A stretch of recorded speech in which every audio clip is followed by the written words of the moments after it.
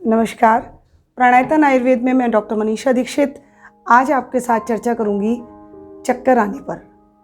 चक्कर आना या हम अधिकतर जो देखते हैं कि उठते समय हमें थोड़ा सा एक घुमेर सी रहती है, या कभी हम लेट करके सडनली उठते हैं तो हमारे को लगता है कि सारी चीज़ें एकदम घूम रही हैं।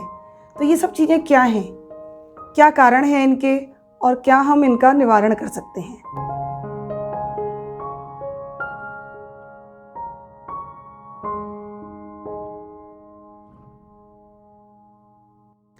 चक्कर या भ्रम, जिसको आचार्यों ने अलग अलग रूपों में डिस्क्राइब करा है। उन्होंने कहा कि चक्रवद भ्रमतो गात्रम भूमौ पतति सर्वदा भ्रम रोग इति गेयो रजः पित्त अनिलात्मका। इसका मतलब हुआ कि जो रोग ये जिस व्यक्ति को हो रहा है, ये चक्कर आ रहे हैं, हमारा जो दोष है रज, उसकी अधिकता रहेगी, और साथ में पित्त और अनिल वायु और पित्त की भी अधिकता रहेगी।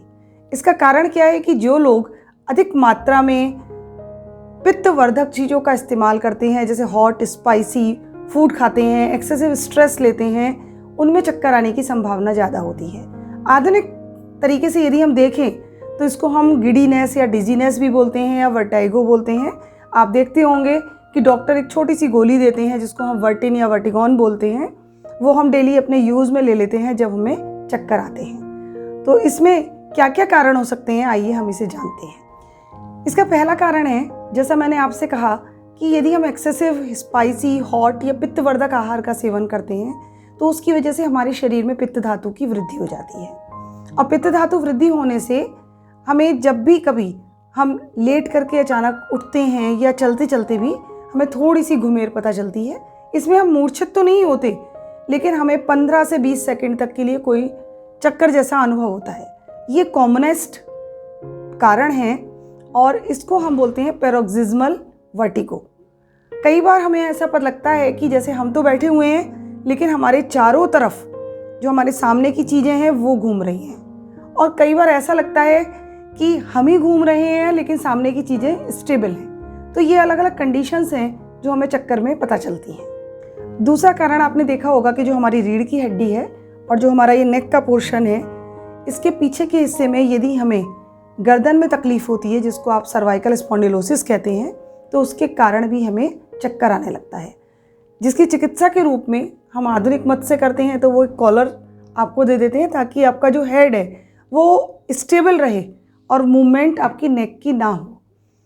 यदि हम आयुर्वेद मतानुसार इसकी चिकित्सा करें तो उसमें हम कहेंगे कि यदि किसी को भी सर्वाइकल स्पॉन्डिलाइसिस की या स्पॉन्डिलोसिस की प्रॉब्लम है तो उसमें आप अभ्यंग कर सकते हैं। अभ्यंग का तरीका क्या है कि आप अपनी प्रकृति के अनुरूप तेल लेकर के, जिसके विषय में आप अपने आयुर्वेदिक चिकित्सक से पूछ सकते हैं, उस ऑयल से आप ऊपर से नीचे की तरफ अपने रीढ़ की हड्डी की तरफ स्ट्रोक देते हुए मसाज करेंगे, और उसके बाद आप गर्म तौलिया से या थोड़ा तेज़ गुनगुने पानी से आप स्नान करें, ताकि वहाँ पे आपकी गर्दन पर थोड़ी स्टीमिंग बनी रहे।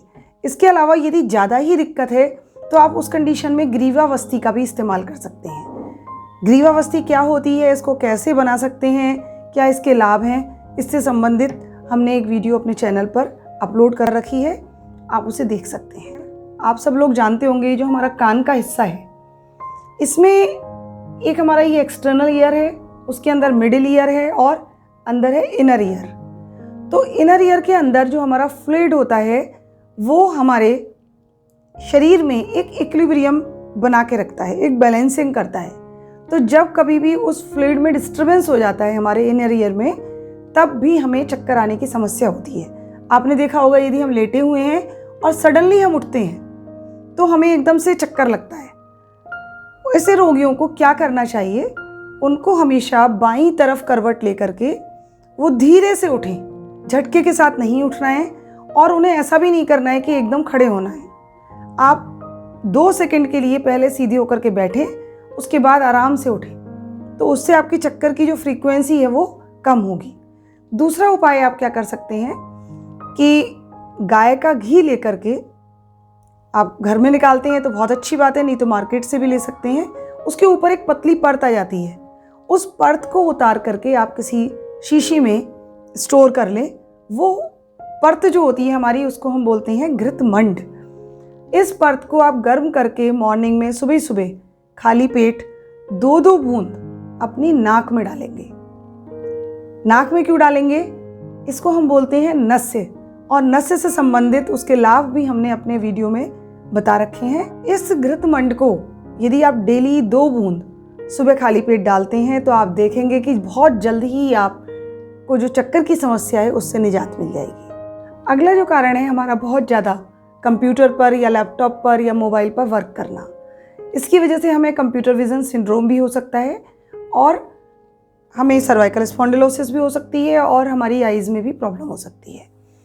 इसको रोकने के लिए जो आप देखते हैं कि इसकी वजह से भी हमें चक्कर आने की समस्या होती है, इसको रोकने के लिए आप 2 चीज़ें कर सकते हैं। एक तो आँखों के व्यायाम। आप कम से कम 45 मिनट यदि कंप्यूटर पर वर्क करते हैं, उसके बाद एक छोटा सा नैप ले लीजिए और उस समय आँखों की एक्सरसाइज करिए। इससे रिलेटेड व्यायाम की वीडियो भी हमने अपने चैनल पर अपलोड कर रखी है, आप उसे देख सकते हैं। और दूसरा जो काम है हमारा, जिसकी वजह से आपकी जो ड्राई आइज़ हैं उनमें लुब्रिकेशन हो जाए, इसके लिए हम करते हैं नेत्रवस्ती या अक्षितर्पण। अक्षितर्पण क्या है और आप कैसे करवा सकते हैं, उसको भी आप हमारे चैनल पर देख सकते हैं। इसके अलावा कई बार यदि किसी को हार्ट रिलेटेड प्रॉब्लम है या हार्ट बीट उसकी मिसिंग हो रही है, तो उस कंडीशन में भी उसको चक्कर आने की समस्या हो सकती है। या कभी कोई एक्सीडेंट हुआ है या ऊपर से गिर गए हैं, कोई हेड इंजरी है, तो भी चक्कर आने की समस्या हो सकती है। या फिर किसी को माइग्रेन की प्रॉब्लम है या डिस्टर्ब स्लीप है, तो उसकी वजह से भी चक्कर आ सकते हैं। अब यदि माइग्रेन है या डिस्टर्ब स्लीप है, तो आप शिरोधारा का प्रयोग कर सकते हैं और कुछ हमारे जो मेद्य औषधियाँ हैं उनको भी प्रयोग कर सकते हैं, जैसे कि हमारा ब्राह्मी, अश्वगंधा, शंखपुष्पी, शिलाजीत इत्यादि। ये सारी औषधियाँ जो हैं हमारी रसायन की तरह काम करती हैं। आप 2 से 3 ग्राम अश्वगंधा दूध के साथ भी प्रयोग कर सकते हैं। इसके और क्या बेनिफिट हैं वो भी हमने अपने चैनल पर बता रखे हैं। यदि किसी को लगातार स्ट्रेस, एंग्जाइटी और डिस्टर्ब स्लीप की वजह से चक्कर आते हैं, तो उस कंडीशन में आप शिरोधारा कैसे करवाएंगे, उसके क्या लाभ हैं, उसकी वीडियो भी आप हमारे चैनल पर देख सकते हैं। चक्कर आने की वजह से हमें क्या क्या लक्षण हो सकते हैं, जैसे कि आप अचानक से खड़े होते हैं तो भूमि पर गिर सकते हैं, साथ में नौजिया, वोमिटिंग, कई बार headache, heaviness of head, imbalance और loss of apatite.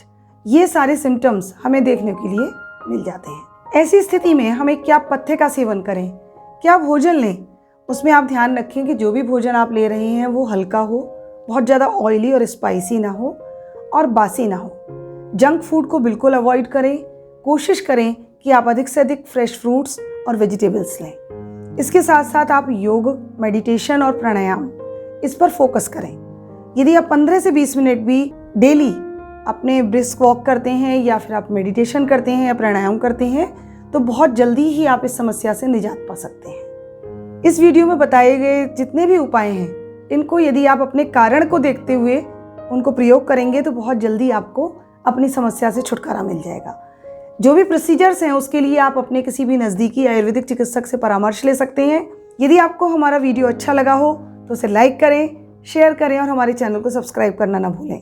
Bell icon जरूर प्रेस करें ताकि आपको फर्दर नोटिफिकेशंस मिलते रहें। धन्यवाद।